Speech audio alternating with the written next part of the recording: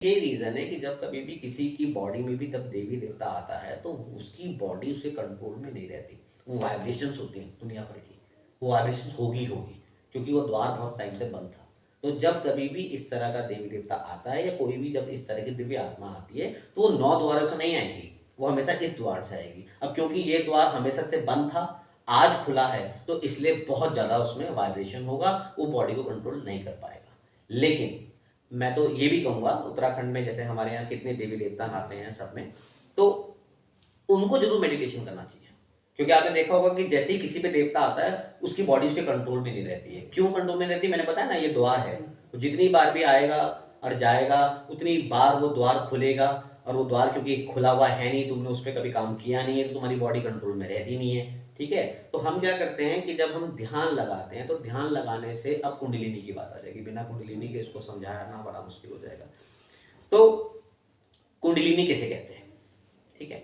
तो कुंडलिनी आप ऐसे समझ के चलिए कि हमारी सूक्ष्म शरीर, हमारी फिजिकल बॉडी के साथ जो जुड़ा हुआ है, जो हम कह रहे हैं ना कि हमारे अंदर ही ड्राइवर बैठा है जो गाड़ी को चला रहा है। तो ड्राइवर जो गाड़ी को चला रहा है, उसके बीच में जो तालमेल भी तो होना चाहिए ना। जैसे हमने स्टीयरिंग पकड़ा हुआ है, ये चला रहे हैं तो गाड़ी चला रहे हैं ना, ऐसे करेंगे तो गाड़ी कैसे चलेगी? तो सूक्ष्म शरीर और फिजिकल बॉडी आपस में जो कनेक्टेड है ना, वो 7 चक्रों से कनेक्टेड है, उसी को कुंडलिनी कहते हैं। तो 7 चक्र हैं। तो वो जो चक्र है, उसका जो सबसे पहला चक्र है, वो आपका रीढ़ की हड्डी में जब सबसे सबसे नीचे जाके जहाँ पे पूंछ बनती है, समझ को, वहाँ पे जो है वो आपका पहला चक्र है। उसके ऊपर आप उठते हो जहाँ पे आपकी जनिंद्री है, वो आपका दूसरा चक्र है। नाभि में आपका तीसरा चक्र है। आपका हार्ट जो है वो चौथा चक्र है। थ्रोट में आपका 5वां चक्र है। ये आपका आज्ञा चक्र, छठा चक्र। और 7वां चक्र मैंने आपको बोला, जो आपका ब्रह्मरंध्र है, वो आपका 7वां चक्र हो जाता है। तो जब आप मेडिटेशन करते हो तो आप क्या कर रहे हो? एक्चुअली आप उस ऊर्जा को उठाने की कोशिश कर। तो ये सातों चक्र हैं हमारे। ठीक है? फिर जब हम ध्यान में बैठते हैं तो हम कर क्या रहे हैं? एक्चुअली हमारे जो शुरू के 3 चक्र है ना, जो सबसे पहला चक्र है हमारा, उसके बाद जो दूसरा चक्र है हमारा, और उसके बाद जो तीसरा चक्र है, ये इन 3 चक्रों में जो ऊर्जा है ना, वो बाय डिफ़ॉल्ट प्रकृति खुद ब खुद डाल देती है। अगर आपको ध्यान होगा तो जब आप 14 साल की उम्र में आए होंगे ना, तो सेक्स के बारे में आपको किसी ने ज्ञान नहीं दिया, खुद ब खुद पता चल जाता है। कि ये कह लो कि जानवरों को कुछ और पता हो ना पता हो, उनको कोई सिखाने वाला नहीं है वहाँ पे, पर उनको पता है कि बच्चे पैदा कैसे करते हैं। ठीक हो कि नहीं हो गया? तो ये जो दूसरे चक्र की जो ऊर्जा है ना, ये खुद ब खुद एक्टिव होती है। ऐसे ही हर चक्र की अपनी-अपनी ऊर्जा होती है। पहले चक्र की अपनी ऊर्जा है, दूसरे चक्र की अपनी ऊर्जा है, तीसरे चक्र की अपनी ऊर्जा है। आप ऐसे समझिए कि पहला चक्र जो है ना, वो आपका पहला शरीर जो है, आपके जितने चक्र हैं उतना शरीर है, आप ऐसे समझ लीजिए। पहला चक्र और पहला शरीर, आप ये समझो पेड़ है। तो पेड़ का काम क्या है? पेड़ का काम है सिर्फ खाना खाना और बड़ा होना, इसके अलावा कोई काम नहीं उसका। क्यों? क्योंकि पेड़ का पहला चक्र जागृत है। सब में सातों के सातों शरीर होते हैं। अगर आप एक रोड से पत्थर उठाओगे ना, तो उसमें भी सातों शरीर हैं। पर फर्क क्या है? उसके सातों शरीर डेड है। तो मैं कहूँगा कि ये नॉन लिविंग थिंग है। इसका मतलब ये नहीं कि उसमें 7 शरीर नहीं है, उसमें 7 शरीर हैं, पर उसके सातों शरीर डेड है। पेड़ है, पेड़ का पहला शरीर एक्टिव हो गया है, इसलिए उसमें प्राण है, वो खाता है और बढ़ता है। बाकी के 6 शरीर उसके डेड है। उसके बाद आता है जानवर। जानवर का पहला चक्र एक्टिव है, पहला शरीर एक्टिव है, क्योंकि वो खाता है, बढ़ता है। एट द सेम टाइम उसका दूसरा चक्र भी एक्टिव है, इसलिए वो चलता भी है, फिरता भी है, वो सेक्स भी करता है, वो बच्चे पैदा भी कर सकता है, क्योंकि उसका दूसरा चक्र भी एक्टिव हो चुका है। ठीक है?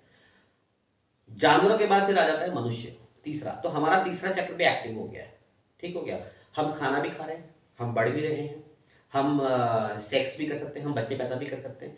एट द सेम टाइम हम सोच भी सकते हैं, हम बातें कर सकते हैं, हम ऐसे बैठ के बातें कर सकते हैं, हम चांद पे तक जाने की बातें कर सकते हैं, हम कितना भी फ्यूचर प्लान कर सकते हैं, पास्ट के बारे में सोच सकते हैं, हम प्लानिंग कर सकते हैं। ये सारे काम हम क्यों कर पा रहे हैं? क्योंकि हमारा तीसरा चक्र भी एक्टिव हो चुका है। ठीक हो गया? नहीं हो गया? तो ये 3 चक्र हैं हमारे। अगर इन तीनों चक्रों को बहुत अच्छी तरह से बैलेंस कर लिया जाए, या ये कह लो कि इन तीनों शरीर का अगर आपको बोध हो गया, ठीक हो गया, तो आप जब मरते हो, आप ऐसे समझ लीजिए, जब आप जिसको तीनों चक्र का बोध हो गया, जब वो आदमी मरेगा, ठीक है, तो वो अब चौथे शरीर पे आ गया। चौथे शरीर में फिजिकल बॉडी की जरूरत नहीं होती, आप ऐसे समझ लीजिए। चौथा शरीर जो हो जाता है आपका, वो देवताओं का शरीर है। ठीक है, और भूत प्रेत का शरीर है, ऐसा समझ लीजिए आप। जैसे सपोज करो जब आदमी मर जाता है तो उसकी फिजिकल बॉडी खत्म हो गई, अब उसका सूक्ष्म शरीर है। तो जब वो सूक्ष्म शरीर है तो वो कौन सा शरीर जागृत हो गया, उसका उसका चौथा शरीर जागृत हो गया। बट उसको अपने जीते जी ही इन चक्रों के बारे में नहीं पता था, तो उसको अब जो वो है उसको उसके बारे में भी नहीं पता, तो वो हो गया भूत प्रेत, ये सब भूत प्रेत हो गए। लेकिन जिसको अपने तीनों चक्रों के बारे में पता होता है, जब वो मरता है तो जब वो उसको अपना सूक्ष्म शरीर देखता है तो उसको उसके बारे में भी पता होता है, तो वो होते हैं देवता। तो अगर आप बोलोगे कि भूत प्रेत और ये पितृ और ये देवताओं में क्या है, तो ये चौथे शरीर है। जिनको अपने चौथे शरीर के बारे में बोध है वो देवता है, जिसको अपने चौथे शरीर के बारे में बोध नहीं है वो भूत प्रेत है।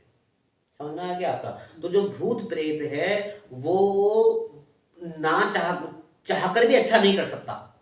वो कहीं पे भी उसकी जो प्रेजेंस होगी वो उसका गलत ही काम करेगा, वो चाहकर भी अच्छा नहीं कर सकता, कहने का मतलब है। ठीक हो गया? लेकिन जो देवी देवता होंगे वो अच्छा भी कर सकते हैं, बुरा भी कर सकते हैं, उनको पूरा बोध है, वो अच्छा भी कर सकते हैं, बुरा भी कर सकते हैं, कहने का। इसलिए आपने देखा होगा कि देवता ने दंड दिया और हम देवी देवताओं की पूजा कर रहे हैं कि वो हमें आशीर्वाद भी दे, तो दोनों काम कर सकते हैं। लेकिन भूत प्रेत कुछ अच्छा करते ये हो नहीं सकता, वो सिर्फ बुरा ही बुरा करेंगे। तो ये चौथा शरीर है, कहने का मतलब। तो अब इसके बाद पांचवा शरीर भी आ जाता है। ठीक है, तो पांचवा जो चक्र होगा वो आप समझ लीजिए कि जो देवों के देव महादेव हो गए। फिर अब आप शिव जी पे पहुंच जाओ। अभी मनुष्य थे, मनुष्य के ऊपर चौथा शरीर क्या था, देवताओं का था। ठीक है, जिसको तीनों शरीर का बोध है वो जब चौथे शरीर पे जाएगा तो वो देवता हो गया। ठीक है, अब वो देवता फिर उसके ऊपर वाला जो शरीर होगा पांचवा शरीर, वो क्या होगा, वो देवों का भी देव हो गया, महादेव हो गया। जो छठा शरीर होगा जो यहां पे पहुंच गया, छठा शरीर, वो बोलेगा अहम ब्रह्मा। तो अगर कोई ध्यान में है और अपनी कुंडलिनी में काम कर रहा है, उसकी ऊर्जा पहले से दूसरे पे जाएगी, दूसरे से तीसरे पे जाएगी, तीसरे पे वो अपने आप को बैलेंस कर लेगा, वो फिर चौथे पे जाएगा, चौथे पे भी वो अपने आप को बैलेंस कर लेगा, फिर वो पांचवें पे जाएगा, पांचवें पे बैलेंस करेगा, फिर छठे पे जाएगा। तो जब छठे पे वो जाएगा ना तो वो बोलेगा अहम ब्रह्मा। आप ऐसे समझ लीजिए कि चौथे चक्र पे जाने के बाद अगर उसकी मृत्यु हो जाती है तो वो स्वर्ग लोग जाने वाला है। तीसरे चौथे चक्र में अगर उसकी मृत्यु होती है, जिसको तीनों चक्रों का बोध हो चुका है, वो अगर मरेगा तो उसकी यात्रा स्वर्ग की यात्रा, आप ऐसे समझ लीजिए। ठीक हो गया? लेकिन जिसको कोई इसका बोध नहीं होगा उसकी यात्रा स्वर्ग की यात्रा नहीं है। वो मरने के बाद क्या होने वाला है, या तो वो दोबारा से 13 दिन के अंदर अंदर दोबारा से नया उसको योनि मिल जाएगी, और वो नई योनि जो उसको मिलेगी वो उसके कर्मों के हिसाब से मिलेगी, जो कि भगवान कृष्ण ने भगवत गीता में साफ साफ बताया है कि आपकी यात्रा एक्चुअली रुकती नहीं है। आप जहाँ पे जैसा जीवन जीते हो आपकी यात्रा वहीं से शुरू होती है। अगर आपने तामसिक जीवन जिया था तो उसके अकॉर्डिंग आपको दूसरा जन्म मिलेगा, अगर आपने राजसिक जीवन जिया था तो उसके अकॉर्डिंग आपको दूसरा जन्म मिलेगा, सात्विक जीवन जिया था तो उसके अकॉर्डिंग आपको दूसरा आपका जीवन मिलेगा। पर योनि तो है ही ना, देवताओं की भी अगर योनि मिली तो योनि तो है ही ना। तो इसीलिए तो बोला कि सात्विक गुण भी एक तरह का बंधन ही है। आप बस इस मृत्यु लोक से हटके अब आप स्वर्ग लोक में चले गए। अब आप इंसानों के बीच में नहीं हो, अब आप देवताओं के बीच में हो। अब आपके पास सुख और दुख दोनों चीजों को हटा के सिर्फ सुख ही सुख है, शांति शांति है। पर है तो वो भी उबाने वाला, कब तक सुख भोगोगे, कभी ना कभी तो उसमें भी उब जाओगे। ठीक है ना? तो कहने का मतलब वो भी एक तरह का बंधन है। तो जो जिसकी यात्रा मोक्ष की यात्रा होगी ना, वो चौथे चक्र में भी अपने आप को नहीं रोकेगा। हालांकि चौथे चक्र में बड़ा मजा आएगा, आपको बड़ा सुख का अनुभव होगा, शांति अनुभव होगा। लेकिन जो जिसकी यात्रा सत्य की यात्रा होगी, मोक्ष की यात्रा होगी, वो अपने आप को चौथे पे भी नहीं रोकेगा। चौथे से भी जब पांचवें में आते हो तो फिर वो आगे यात्रा आपके देवों के देव महादेव की यात्रा। ठीक हो गया? यहाँ पे गले का, इसलिए आपने नीलकंठ देखा होगा। शिव जी को जब भी आप बात करोगे तो गला उनका बड़ा ध्यान दिया जाता है कि गले में ऐसा कुछ, बहुत सारी कहानियां आपने सुनी होगी। तो अब उससे ऊपर उठते हैं आप, जब छठा शरीर आ जाता है तो यहाँ पे आप बोलते हैं अहम ब्रह्मा। तो मतलब ब्रह्मा विष्णु महेश तीनों के तीनों यहाँ पे हैं आपके। ठीक हो गया? और उसके ऊपर जो सातवां चक्र है, ये आप ये कह लो कि यहाँ पे जाके आत्मा और परमात्मा का मिलन हो जाता है। तो यहाँ पे जाके आप आत्मा और परमात्मा दोनों एक हो जाते हैं। तो हालांकि यहाँ तक पहुँचना बहुत बहुत बहुत मुश्किल हो जाता है।